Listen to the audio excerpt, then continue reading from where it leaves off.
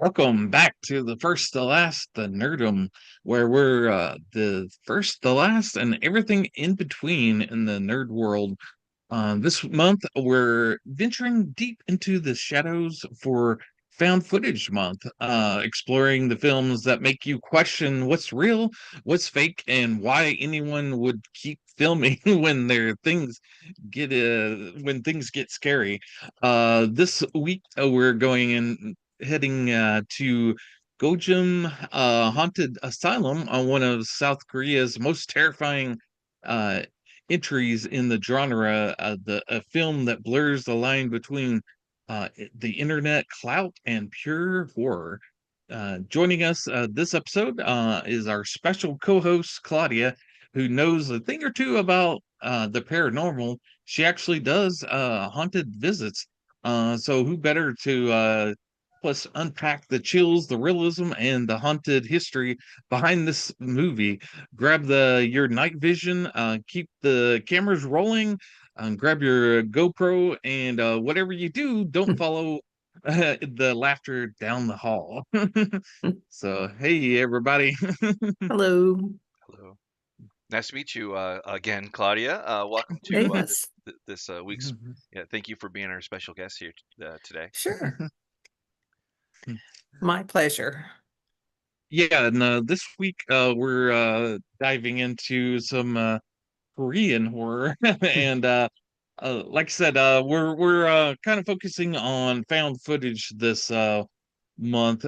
So basically, what found footage is, if you're not sure, is it says what it is in the title. Basically, it's you know uh film that's been it's supposed to be kind of real, kind of like filmed on location. So the cameraman is sort of like one of the actors in the movie, so to speak. So with found footage, you sometimes have an issue. Is like I said in my intro, is like would you continue to film this when things get kind of crazy? And this movie kind of does a little bit interesting. But before we get into the movie per se, let's talk about us. And we're the first, the last, and nerdum. And I think Mike's going to tell us about our website here. Yeah, absolutely. Yeah. So Tom and I have been doing this thing for a little bit. This is our freshly made website. I finally got around to it years later. You can find us at FirstLastNerdom.com. And it's just a quick, easy place for you to go to check out our last 10 most recent YouTube videos, all that. As always, we are also on the YouTube. That's truly home base for us. So if you'd like to see anything from Thomas's latest comic book shorts, or a quick take or review for myself as well, or our live, as you can see, we're live now, or our back catalog of ever growing videos. Check out our show that we do on Wednesdays called Binge Worthy, where we pick up a obscure, funny, silly horror, something in between, something out of that to look through the first few episodes and see, is it binge worthy. But with that being said, Tom, I believe you have a presence on the internet. You do. I'll let you do your X, and then I'll bring up the the Reddit one here, which on the fly here. Yeah, on X, I'm FirstLastNerdom, so you can check out our latest videos. I'll promote them there. I'll also sometimes I'll post some music that I'm currently into. But yeah, I'm also on X. I'm on X, and then I'm also on Reddit under FirstLastNerdom as well. Yeah, sorry about that. Let me get this up there for the Reddit. A little bit helter skelter today, but yeah, like Tom was saying, I too am also on X, ApeIt_Ink. And with that, I think we're going with the plugin. So this is this film. I guess I'll toss it back to over to you, Claudia and Tom, for general takes or history with this. Usually we go over like what our background is with this movie. If there's usually there's some. or whatnot. For this month, I Mhm. believe that Tom mentioned it. We're doing our found footage month. This is the first one to kick that off. So I'll hand it back to you, Tom.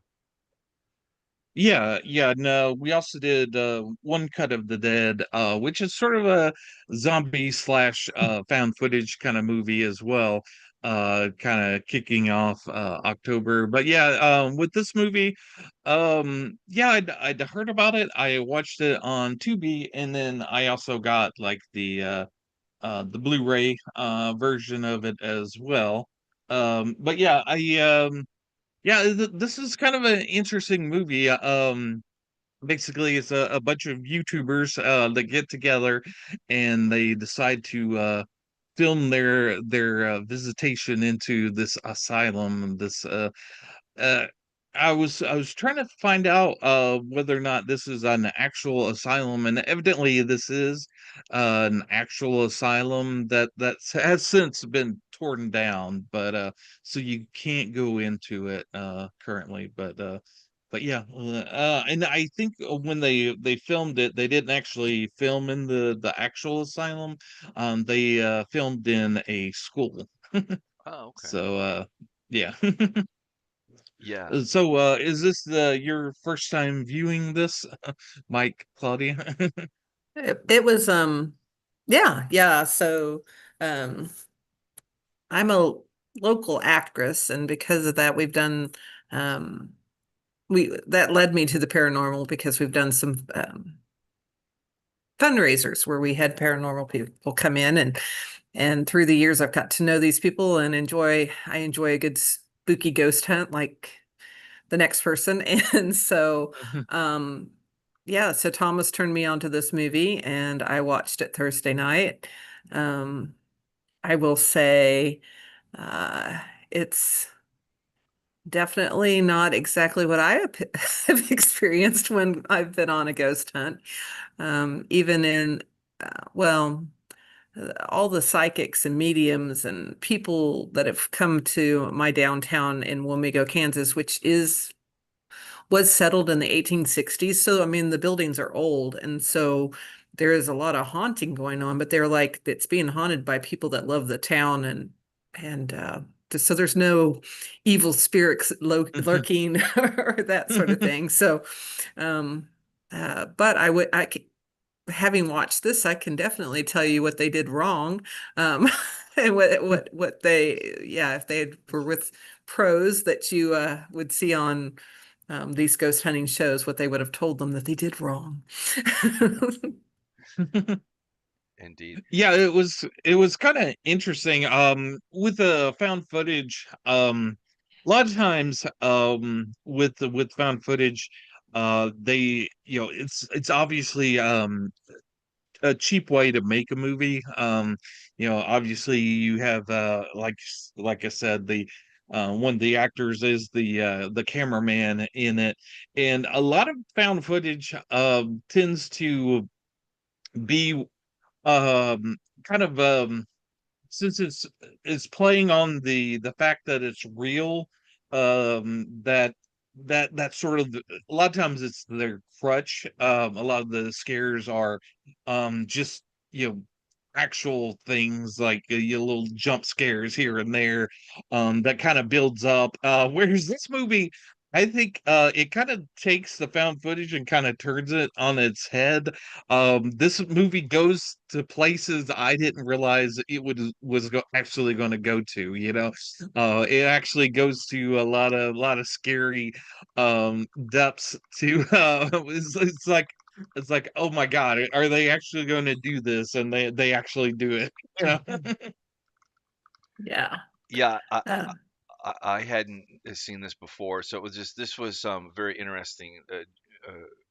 Gonjiam, this is Asylum thing, that is in that found footage genre that Tom had called out a little bit before. Uh, Anybody here, just in general, I just was curious to get the panel's opinion on what's your opinion of found footage films? Do you like them? Did you like? I'll call one of my favorite ones, Blair Witch. Do you like that genre? Are there standouts in it? Are there horrible ones? Where does this one rate with that? I guess. Honestly, this sort of thing is okay, but I prefer the good old Hitchcock psychological thrillers myself. So that's just my personal taste. But not to say that this one didn't get intense and pull out, emotions and stuff. It's not the one I would normally go to, but it was interesting. Yeah, it's one of those movies I do tend to enjoy found footage. I think we covered one not too long ago called Late Night with the Devil, Yep. which is one of the one of the best. And then of course there, like Mike said, there's a Blair Witch, and Right. there's Cloverfield, another So true. classic in the genre. There's also Paranormal Activity. But yeah, I'm found footage has gotten to the point where um they're trying to do interesting and original things, and I found this movie um interesting. I like the charm of it, like at the beginning when everybody was getting together and sort of you know, kind of getting the band together. You're introduced to everybody. I found that portion of it quite charming, where we get introduced to all the characters. Um, it's kind of fun to that first part of it, where you're kind of getting used to everybody, and getting the kind of setup to the film. Yeah, it was interesting how this take you an interesting perspective on it, like the South Korean style version of this. It was engaging, but and you could also see the proto stages of like this influencer streaming. I mean, this kind of covered overlapped a little bit of everything, like the getting all wired up, geared up with the gear, which isn't Hmm. dissimilar from nowadays. Maybe a little bit more specific to like what they're doing with the camera right in front of their face, but nonetheless, there's cameras abound. They nailed And that and right. Okay. and that's the one thing, okay, so they were trying to capture stuff, right? They were trying to scare their audience, right? But Hmm. your normal Trying to get paranormal, views, yeah. right? So I knew they were in trouble because an actual paranormal investigator or someone that's wanting to do it for the right reasons, they would have been going in trying to free the tortured souls that were in that building. You know what I mean? They wouldn't be Hmm. going in with greed in their hearts and mind. So, which is a typical film setup, right? You're setting them up for, oh, they have kind of not the best intentions. So, uh-oh, how's that going to play out for them? Whereas, yeah, if it was a true someone trying, I know people that have gone in into areas where they feel like there's bad juju, and they're trying to free the souls that are trapped there with the bad energy that's there. So that was, the beginning of the film. Yeah, it was nice to get to know them. And then I was like, oh, but this isn't good. Because Well, you yeah, you know, eventually through the how they kind of play it out, that the a lot aside of them, I guess the guys in it are in on it. They're trying to kind of fake the haunting to get the Mhm. views, right. and and they find out that there's something else going on. Right, Yeah, right. it's funny how they kind of go in, almost not even acknowledging that. Like, I mean, some of them acknowledge it, and then they try to they have their little offbeat jokes or whatever, like the group dating thing when they're first the movie for when you're introduced to them, and then these very like you were saying, Claudia, like the selfish people, not necessarily evil, but or malicious per se, just blindly going in because they talk about the numbers, and some of the is the numbers that loosely translate to the more they get, the more money that they will Right. have, or the more likelihood of them, there's a direct financial benefit, and they all are in on it, to they're like, oh, that sounds like a good idea, and then when you kind of they start to see signs of possession, like Tom was saying, like as they kind of dip in, it creates very interesting extra tension on top of like an already tense Right. situation. Right. Right. So, for me, yeah, the women in it, yes, they were duped a little bit, but they went into it wanting to make money in a place where people have disappeared and things have happened that were not good, and they knew that going in, but they decided to put that aside because they could make some change, you know? Mhm.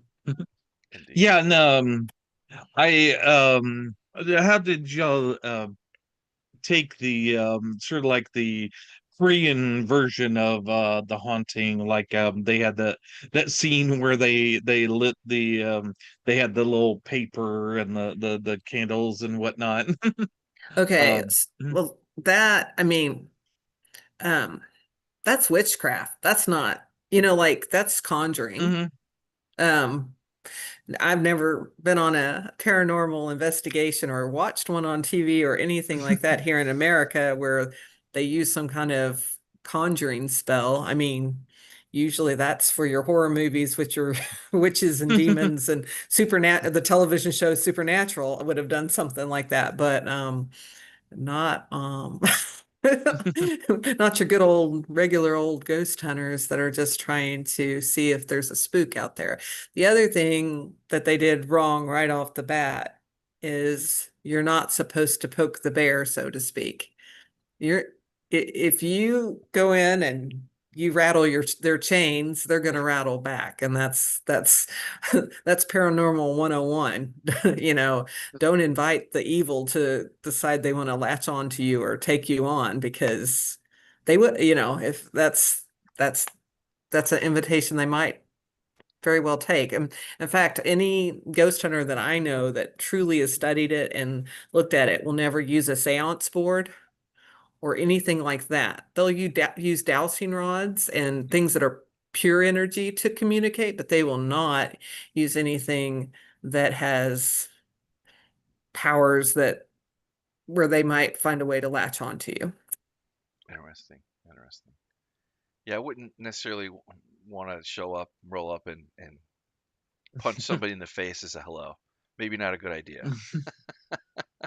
In any scenario, but yes. Well, right. That's funny. So that was the bells on the ceiling. While I haven't ever seen that, that is a way. It was an interesting way to know that something was in the room.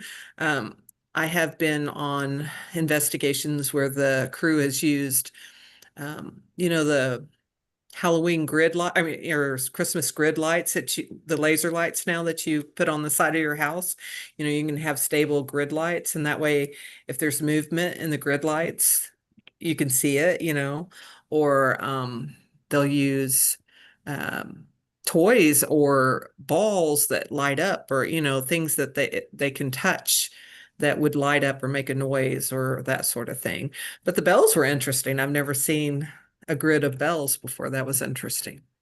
Yeah, it was, and I don't know nothing about other than like what I've seen on Ghost Hunters, like that show on, which we kind of touched on a little bit here and there. But I was going to say the way that this is kind of framed, like Tom was saying, is it's first it's staged, seemingly staged, psychological terror, the first 40 minutes or so, and then we kind of transition into this maybe not so much world, like where the bear has been poked, Mhm. and the bear is slowly waking up, and bit by bit, it's funny too, and they do this on purpose. The further they go into, well, percept the way that it plays out, the further they go into the asylum, the hospital or whatever, the more it kind of it's like a gradient to like where they're getting closer and closer to the core of the evil or whatever you want to call it, or I don't know. And there's a couple different center spots around the building, like where there's more activity than not. I don't know if you, I guess, call them hot spots or whatever. But I was just gonna say that essentially they're allegedly making their way to this room that is also like super locked up, or it's supposed to be the only locked, this little bit of urban legend, urban myth that you get a little bit like it's the only room that's locked in the entire. Yeah. Right. But again, Yeah. it does build tension very well, I think, for the most, like for being a South Korean film and whatnot, and for the topic that we've seen with the paranormal series and some other ones. I also wanted to echo, Claudia, did you see Late Night with the? Have you seen that one? It was Mm, remarkably good. It was really good. was it? Yeah, Okay. I really enjoyed that one. It was a completely different take of how to do it, and it worked very well. But anyway, Yeah, I'm it's yammering. yeah.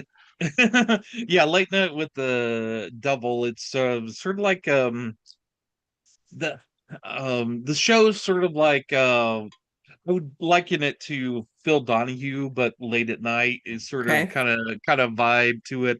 But yeah, so he has a guest on that's possessed, Okay. and he has her uh they have like an interview with her, and like the devil comes out of her.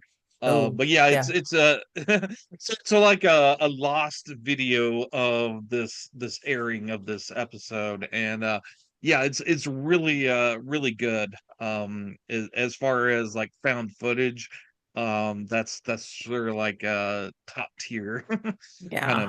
kind of a movie. And yeah, and this sort of kind of has those vibes to it, like we're talking about with the YouTube which we're on currently. Right on. But yeah, I like how they get around the actual act of videotaping, since it's like GoPros. Everybody has those on them during the whole shoot of the film, so you never have to wonder, why are they filming this while everything's going crazy, because it's already, situated on them. So Right. there's Right. there's not like a conscious decision. It's there during the The whole thing. the one thing that I wish they would have done in the beginning, and I like that they built up your get to know who they were a little bit. But if they had had file, okay, they knew about the director and that she wasn't a good person, but something that I would have found interesting, especially it being a different culture. What kind of people did they lock up in their asylums back in the day? Mhm. Mhm. Um, I know for us, unfortunately, it's sad American history. In fact, I just toured the the the Dilgert house in Atchison, Kansas, and the Freemason that lived there, one of his brothers was sent to a sane asylum because they didn't want to deal with him, and that's the way rich people made those people disappear. Um, you know, and I mean the Kennedys did that too as well. They did a lobotomy and it didn't work, and then they put her in an insane asylum. So that's our history, and people with Down syndrome and people, with just many mental handicap were also placed in those kind of places. And a lot of medical doctors were allowed to do experiments and things. We don't have a great history there. So it would have been interesting to understand, like, what did she do? I mean, she did, these people died under her watch, but was she doing these? It was kind of implied as they walk through, some of the equipment and stuff. But I think it would have added to the horror aspect to know these people went through horrible, horrible things in that building, and why that energy was so bad, and why, you know, I don't know. Anyway, and maybe that would have added too much to it, but to me that would have made it a little more Well, interesting it's in front end. It's funny you say that because that I read getting into the research of this, like this actually was based on a real place, like Tom had said that long gone by now, but some of the history of that, talking about that place, like some of the better articles, I'll say, they actually did touch on that a little bit, and some of it was like in the real world, it was like, well, it could have been, could have been the site of like where the Japanese, just massacred a bunch of, South Korea, Korean, whatever, definitely is some trauma and history there. It would have only added to the authenticity of it, because that like it's a gradient. It goes from like, okay, this is stage, haha, boo, you know, to to the next part, like where that tension is building, and it's Hmm. this ominous dread that's building, which is it is ambiguous in this stage and undeniable. Right. Like which I love. I love that. I love that they. I'm not gonna say that this would be psychological at all. But it does touch on that, and it does know how to build. It inadvertently is psychological with the tension building that it does. So it does that very well. I found. What do you think, Yeah. Tom? Yeah, and I will touch on the fact that there are definitely YouTube channels where guys go into like abandoned buildings to kind of film there, Right. and unfortunately sometimes they'll run into like the homeless there, that are, like Claudia said, some of them are mentally unstable, and they've had people pull knives on them and various things, but yeah, I tend to enjoy watching those, because there's that kind of creeping dread going through like an abandoned building. There's just that feeling that you get of unease, as you're, even though you're just watching a video of some guy walking through like an abandoned building, and then there's still that kind of dread there. And this movie kind of plays that up, Hmm. obviously to the nth degree. But yeah, there are some channels out there that do kind of play on that in the real world. Definitely, yeah. Indeed. Um, and I know some people that have gone to Topeka Meningers, being invited and stuff, and those kind of places just have a heavy history regardless. And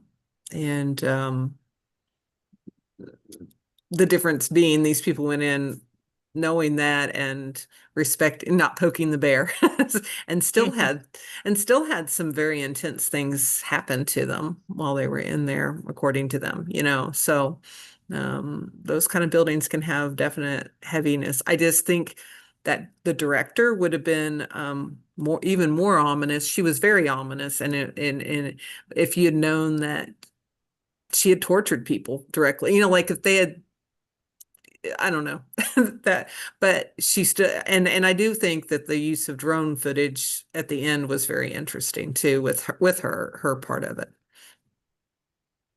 Because doesn't he want, in that what with that found footage, some of it was hard for me, but I think that's what at the end he's watching drone footage, right? The direct the guy Yeah, I that think the, so. Yeah. yeah, I thought that was an interesting way to watch it all come together. Hmm. Yeah. Well, the one thing I think that this did really well. Aside from the some of the overacting, that some of the caricatures came through very clear, obviously, like the talent or the easily scare, like spooked, like they had everybody, that did it pretty well, was the sound, like closer, like middle part, closer, going out to the end of the movie, like the sound, like where you're, hey, there's something here, and it's not people screwing around, and it's not the crew, it's not the horror show or whatever. It's like undeniably real and growing more ominous and direct, in its patience, waiting for with that, like especially that wheelchair, that wheelchair scene, where Yeah. they like you Yeah, expect them to like yeah, whip definitely. around, and it's no, that you just patient, long, steady shot. Um, Yeah, and we did go over another found footage movie a while back called Deadstream. I think we watched that. It was on Shudder. But yeah, it's another sort of I guess it was YouTube, maybe it was Twitch that or is there like a Twitch version of things where he's like for so many views he'd go into this haunted house. oh right. So that's sort of like an American version of sort of like this movie, and Yeah. the goes it goes way overboard and kind of sides more towards the comedy of things, whereas this movie is got the creep factor taken to 11, but yeah, Deadstream is another interesting kind of take on the haunted found footage uh scene kind of thing. Well, the position clicking scene, boy, that clicking noise, that was some. Yeah. Well, yeah, that Yeah, and ping I pong. like the hands kind of going Oh God, over the yeah. face. Yeah. Yeah, there's a lot of interesting scenes there. Yeah, and the physical media version of it, I think they have like two reviewers kind of do commentary on it, and basically it's two Americans like just kind of get being creeped out by the movie basically. Absolutely. Yeah. Well, I did jump on Reddit a little bit, and it looked like people either were really, really horrified by it and taken by it, or they were like, eh. You know, there were a few that didn't find it scary, but I thought it for what it was well done. Like I said, um, there was a few things that, I think you could have done to build towards it differently, but they got what they wanted out of it. I will say, they didn't use a lot of ghost hunting equipment at all. I mean, it was just Yeah. cameras and the EMF. That's it, and and well, like last year when the one I did with you guys, oh, what was that one called? Where they're in the hotel. uh, Um, Innkeepers, wasn't it? yeah, yeah. Mhm. I mean, they actually used Mike. actual actual equipment and stuff. Yeah. Um, and that one truly had the feel of they were ghost hunting. This one felt like we're going in a haunted house and we're videoing it, you know, versus Yeah, yeah, researching. yeah, they were going into it with bad intentions to start with. They weren't going in on wanting to do like a traditional haunt, which to be fair, that I don't know if that's a big thing in South Korea, whether or I don't not they know do either. do hauntings there. So maybe they were trying to be sort of Americanized and kind of doing their sort of like the American sort of hunting thing, but yeah, it would be kind of interesting to get that kind of perspective. If if anyone out there that's watching this that's from South Korea and can tell us what the scene is for the haunting there, would be kind of interesting to find out. Yeah, because yeah, that was the Un- difference. The one you had me watch last year, the Innkeeper, that was definitely traditional ghost hunting, with the ghosts coming out to play that you don't want to come out to play. Um, and this one was more of a, Scooby-Doo, let's go in I mean, not, you know what I mean, but going in Right. and there are, I mean, you'll find that on YouTube. Our theater that I act at, they've had to ban a few because that's all they want to do is come in and run through the building going, "Oh my God, oh my God." something just spooked me, Hmm. and that's then they're doing that for attention. They're not doing that for true research or respect of the building or its history or yeah. So yeah, honestly, that's those two movies are the two different sides of the paranormal. I did find it interesting, and I don't know why they used holy water.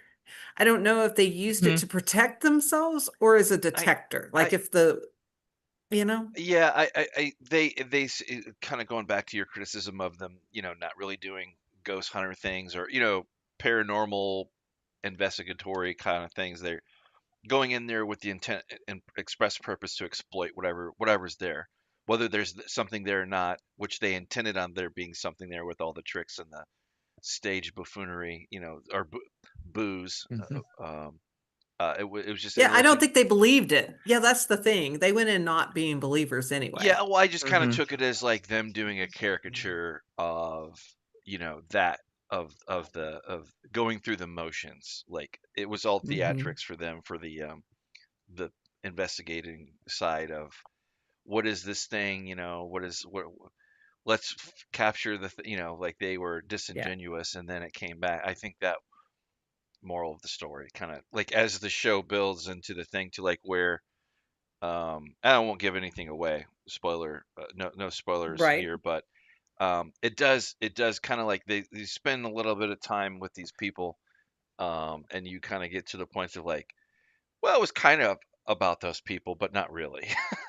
Right. I mean, in a way, it's just kind of funny how kind of this concept of late night with the devil that we covered, going back to that, it goes into that very specifically like that.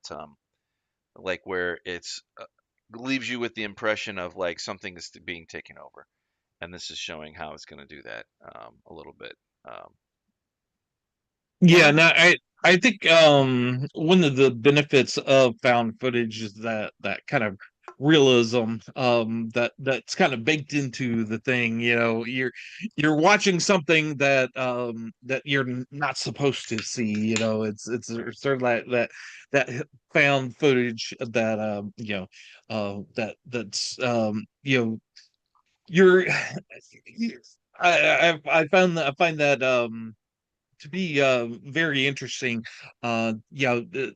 Where you're kind of playing the line of is this real or not? Um, and a lot of and YouTube kind of does that quite well. Again, with the like going into abandoned buildings, and there's also a lot of uh kind of scary channels where they kind of go into like the creepy side of the internet. And there's plenty of videos out there that kind of get into that. And if I want to kind of creep myself out, a lot of times I'll kind of go into that side of YouTube. And there's a lot of interesting channels out there that kind of get into sure the creepy vibes. Well, just doing a quick Google, I found a Korean urban legends and haunted places e-tour website where you can book tours and stuff. So they huh. at least do the ghost hunting tourism type thing, where you can go to their haunted spots and hear their stories and stuff. So, um, I bet that they do ghost hunting over there just like anyone else. Hmm. They just were Yeah. going with the more Blair Witch type of, we're going in for the scare and not the realism of ghost hunt. Well, it's yeah, the premise isn't ghost hunting, so Is get break that million views kind hmm of live kind of deal. yeah. Um, So I would say if you are someone who really enjoys ghost hunting and the paranormal and that sort of thing, that may be the people out there on the Reddit that don't particularly care for this movie. You know what I mean? Like mhm. because that's their thing and these people were making fun of and then they paid the price, for making fun of it. But that might but the people that like that kind of intense, go into the building. Um, yeah, except they're all wearing red shirts. They're all going to be taken out by the end. Well, it's funny how it unrolls it out to you to see like where these people end up just being kind of a snack. Mhm. We'll put it that way. Or I mean it kind of it's not deliberately intentional. Like there's it's the movie stops where it stops at for a reason like that, Yeah, which I thought yeah, was interesting. And I could see where people would kind of see that the slow burn in the first part would be maybe off-putting a little bit. I think we have the rating here as at what according to IMDb. Take that for all it's good. 6.5. I'd say I wouldn't say it's a 6.5. I mean, I don't know, maybe a little bit more than that. I think I don't know. We don't really do and number ratings, but it kind of feels right. Sometimes the number's like way off, and sometimes it's right on. But well, I would Yeah. just say that, again, it's probably personal preference on that one with it, and some people, if you don't grab them in the first 15 minutes, you're not going to have them. true enough. Right. And yeah, like Mike said, this is sort of like a kind of a slow burn kind of movie. It didn't have me convinced until like halfway through, and it was like, oh, okay, this is what they're doing here. And a lot of the horror that is introduced like in the second half of the movie really pays off. The things that they build towards in this movie really pay off, with gangbusters towards the end of this movie. Right. I really enjoyed a lot of the horror, like like with the two girls, with one of them becoming possessed. That was chilling. Yeah. When you think that, oh, they're getting away from things, and it's like, no, no, Hmm. they're in their own kind of hell there. Right, Yeah. right. Yeah. You thought they were safe and they weren't. Yeah. Mhm, Um, yeah. It was, that was a very intense, to me, that one was even more scary than some of the other scenes, just mhm, because it was unexpected, the stuff that happened in mhm, the asylum, even to the guy watching from the tent, you're expecting that. I don't know, but with them, it felt like, oh, they're getting away. mhm. And then surprise, they're not. Yeah. Oh, No, and they the comic relief guy too. I kind of expected him to somehow be the one, but nope. Yeah, no, I agree with that. Yeah, the intensity goes to like when you get to the final, the final act, it goes to 100, 150, Hmm. like like that. Mhm, And it does subvert a little bit. I know mhm. it had me a time or two, like not I wouldn't say jump scare, but like I did not see that coming. Yeah, yeah, no, with a lot of found footage, you kind of see the scares kind of coming. And with this movie, it kind of plays with you a little bit. It knows you've seen some found footage movies before, and it goes to that line that normal found footage movies go to, and then it goes past that. And I really appreciated it going there with this movie. It does go to interesting and original places that you don't normally would go in a found footage movie. We'll say there every once in a while, and this is just my sense of humor, like the absurdist sense of humor kind of comes out. It's like I'm focusing in on uh, this photo for the audio listeners out there.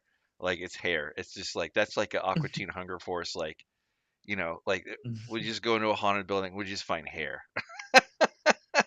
Like Hmm. like that. I thought that was interesting. It's not meant to be funny. It's meant to be creepy, but I thought it was somewhat ridiculously funny. But yeah, that they are. Oh yeah, that's right. That slowly showing the possession of like a couple of the characters there. Yeah, but Yeah, you're not going to be yourself anymore. Yeah, there's I don't know if it's kind of an Asian thing, but the creepy hair is kind of a kind of a vibe that kind of Asian movies get, It like with did. the ring has the girl with the hair in front of her, and Yeah. there is a forget the name of the movie, but there's a movie about demon possessed hair Okay. that I've seen that's kind of crazy. That's funny. But yeah, there's definitely a hair thing with the Asian movies. Yeah, it's funny. Yeah, and I don't mean to say that the when they showed that it was like poorly done. It was perfectly well done. It was just fine. It was just thought it was Hmm. interesting. Yeah. Like the like some of the didn't pull me out of the movie, but it reminded, like you were saying, Claudia. Personal preference. Sensibilities, or whatever. Different things. But Oh yeah. yeah, And also I think um if you hadn't had the slow build up, you wouldn't have cared at all for the characters. Like if they jumped straight into we're going to make money and they went straight into you kind of felt for the goofy guy and the girls a little bit. And um but because it's a foreign film and you have to read the subtitles and it's a slow burn, I'm wondering if that throws some people off. Like if it had Right. been, you know what I mean? Like if it was an American film and you're seeing teenagers yapping and talking and you're in it because you hear it and you know what I mean? You're not have to process as much. Maybe that would have played easier. Um, for some people. That's that was just a thought too. It's just that if you're tired and you're watching the movie and you're having to read and it's slow and you know what I mean? Like those sort of Hmm. things I think could probably play into it. yeah, Yeah, and yeah, with Reddit, you do have the factor of it just being Reddit, Hmm. people are going to like it just because Reddit. Hmm. yeah. There is going to be a good, well, a good portion of people that just the fact that this is a foreign film, that's already off their list or whatever. So like that it was good to see that them spend time to build the characters up. Otherwise, it'd just be like A, B, C, like red shirts, like you were saying, before. That Hmm. would just be that. So they do come through. They have their own individual personalities that does come through. I'm just stopping here on the holy water on the thing. Like it was, That there. was kind of creepy that it boiled at the end. That was kind of a nice touch. Yeah, Yeah, yeah, definitely. but yeah, I really got a kick out of the sound design, particularly not necessarily in the first part, but middle part on out through to the end. Very good job. The production value is pretty good, um, for the most part. I mean, obviously it's made to be campy and not quite campy, but kind of offbeat a little bit with the how they trick you, and then they get then they find something is waiting for them. And it made sense. It did come across as found footage without being disjointed and confusing. Awesome. Yeah, because found footage can be kind of tricky in that sense. I like how they solve a lot of the issues of found footage movies with how they position all the cameras and kind of set that up prior so that you're one of the things with found footage is you're constantly second guessing the filmmaker during the whole movie. It's like, okay, would I actually do this? Would I actually focus the camera? Whereas this movie, it kind of takes away that question to start with, and so that you don't have that playing around in your mind, because that's kind of taken out of the equation Yeah, I was gonna say. I think. with this movie. Yeah. We have. Almost forgot we have some links to go through. I'll let Tom talk about. Yep. So yeah, this is I picked up the Blu-ray. There's not a 4K release of this movie. There's just a Blu-ray. And this is on a UK site, so you have to have a region. I think it's region B player. I've got like a universal Blu-ray player that plays all Blu-rays. So I was able to pick this up and watch the UK version of it. So just be warned, if you buy this, you have to have a region-free Blu-ray player to actually enjoy this movie. But it has several different featurettes. Like I said, there's a commentary. A lot of times you have a commentary with the actual filmmakers, but since this is a Korean movie, I guess they probably couldn't get like the director to talk over it.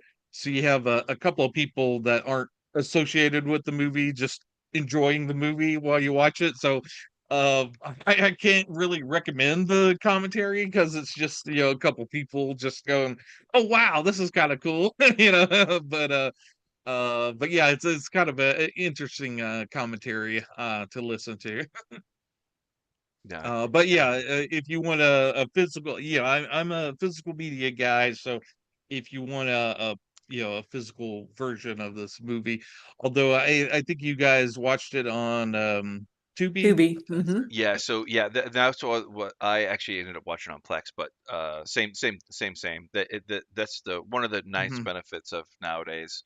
There are ways to you might have to see an ad or three or four or five, but that's okay. Like you can see it on Plex, on Tubi. We love Tubi, and also Hmm. the Roku channel. Like that's a nice one. Nice And family. Yeah, the actually, mhm, I was going to say, yeah. I kind of, when I'm watching something that's out of my realm of normal, I kind of like the ads because then I use that time to like look things up. Mm. Like, where was this exactly at? How many urban legends are out there? Like while I'm waiting through the commercials, I'm doing my own adding to the movie because I'm doing a little side research. Gotcha. Yeah, and yeah, we love Tubi here. We often promote ourselves on the Tubi Reddit. So if you've come over from there, hello, Reddit people. But yeah, yeah, Tubi, yeah, the different Reddit communities either like us or don't, where I promote our stuff, and yeah, I find the Tubi Reddit place to be really engaging. And yeah, Tubi has a lot of really cool indie horror movies. That's you know we're big fans of the Terrifier movies, and that's on Tubi as well. Awesome. Yeah, Yeah. and that Innkeeper was on there last year. I'm sure it's probably Mhm. playing again this year too. Yeah, True. yeah, and if you want a copy of that movie as well, that's on that second site as well. I think the Blu-ray, and I think they have a 4K of it as well. So but yeah, that's not a found footage movie, but it's one of our favorite directors, Ty West. Yeah, actually that site also has like Pearl and Maxine as well that we went over. Oh yeah, Very Innkeepers cool. was very good. Yeah, I remember that one. I like that one a lot. Hmm. Oh, I was gonna say too, Claudia, you shared this, the Yes. a real live asylum, so to speak. Yes.